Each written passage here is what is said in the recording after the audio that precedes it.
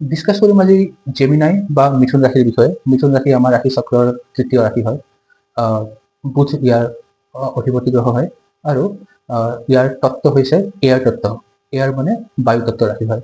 বায়ু তত্ত্ব ৰাশিৰ হোৱাৰ কাৰণে এটা নেচাৰটো এইটো হয় যে বায়ু যেনেকৈ এঠাইত ৰৈ নাথাকে, সদায় বৈ বৈ গৈ থাকে, এই ৰাশিৰ মানুহো এঠাইত কেতিয়াও স্থিৰ হৈ থাকিব নোৱাৰে।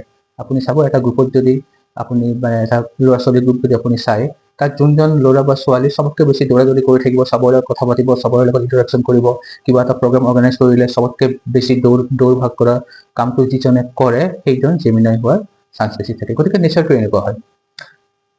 এটা ঠাইত থাকি পেলাই চুপচাপ কাম কৰাৰ নিচিনা মানুহ এনেকুৱা নহয়। গতিকে তেওঁলোকৰ কেৰিয়াৰো ছ'চিয়েল মিডিয়া বা য'ত কমিউনিকেশ্যনৰ এটা ৰোল আছে, কিয়নো জেমিনাইৰ চবতকৈ ষ্ট্ৰং পইণ্ট হ'ল তেওঁলোকৰ কমিউনিকেশ্যন। দে আৰ ভেৰি গুড কমিউনিকেটাৰ্ছ।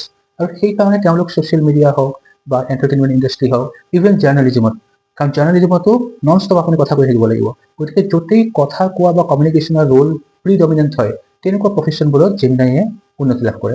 আপুনি যদি চাই, বহুত ডাঙৰ ডাঙৰ বলিউড চেলিব্ৰিটি, কৰণ জোহৰ, একতা কাপুৰ, শিল্পা শেঠি, আমিষা পেটেল, পৰেশ ৰাৱল, এইসকল, মিথুন চক্ৰৱৰ্তী, এই সকলো জেমিনাই হয়।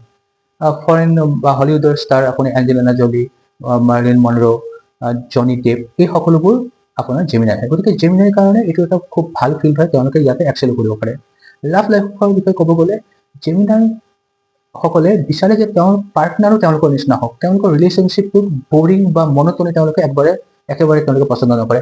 ডেইলি কিবা এটা something new has to happen in the relationship, তেতিয়াহে ৰিলেশ্যনশ্বিপটো চলি গৈ থাকে ভালকে। এই সদায় এক ঘায়ামি যদি এটা ৰিলেশ্যনশ্বিপ হয়, জেমিনাই সেইটো ৰিলেশ্যনশ্বিপত থাকিব নোৱাৰে। সেইকাৰণে জেমিনাই কোৱা হয় যে চবতকৈ 12টা ৰাশিৰ ভিতৰত চবতকৈ বেছি যদি ফ্লাৰ্ট কোনোবাই কৰিব পাৰে, জেমিনাই চবতকৈ বেছি ফ্লাৰ্টিং কৰিব পাৰে।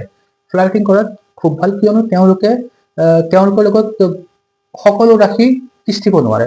কাৰণ তেওঁলোকে কেইদিনমান এটা ৰিলেশ্যনশ্বিপত থাকিব, যদি পাৰ্টনাৰ তেনেকুৱা নহয়, তেতিয়াহ'লে তেওঁলোকৰ সেই ৰিলেশ্যনশ্বিপটো তেওঁলোকৰ কাৰণে এটা বোজা টাইপৰ হৈ যায়। তেওঁলোকে তাৰ পৰা ওলাব বিচাৰে। গতিকে এনেকুৱা কৰোঁতে কৰোঁতে তেওঁলোকৰ এটা ফ্লাৰ্ট নেচাৰ, যিহেতু কমিউনিকেশ্যনত খুব ভাল, একজেক্টলি কোনটো কথা ক'লে কাম হ'ব বা কোনটো কথাই কাক কেতিয়া ক'ব লাগে, যিহেতু তেওঁলোক এইটো গুণ আছে, গতিকে তেওঁলোকে ফ্লাৰ্টিঙো বহুত কৰে। কিন্তু বিয়াৰ পিছত তেওঁলোক লয়েল হৈ যায়।